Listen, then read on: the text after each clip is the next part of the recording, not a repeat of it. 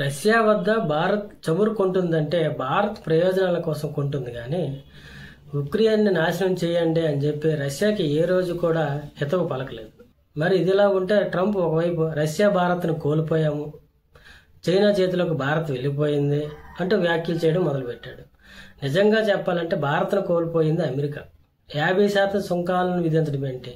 అలాగే రష్యా దగ్గర చమురు కొంటున్న దేశాలు చాలా ఉన్నాయి కదా, మరి భారత్కు మాత్రమే సుంకాలు విధించడం ఏంటి?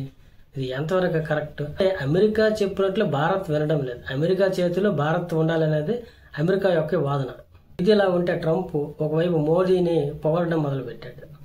మోడీ గొప్ప ప్రధాని, నాకు మంచి స్నేహితుడని చెప్పడం మొదలుపెట్టాడు. దీనికి మోడీ స్పందించి ట్రంప్కు ధన్యవాదాలు తెలిపాడు. ఇదంతా ఎవరికి కావాలి? మోదీ మంచి ప్రధాని అంటే సుంకాలు ఎత్తివేయడం, భారత్తో సంబంధాలు పెంచుకోవడం అనేటువంటి జరగాలి. కానీ వాస్తవంగా అమెరికాకు భారత్ దూరంగా లేదు, అమెరికాయే భారత్ని దూరం చేస్తుంది.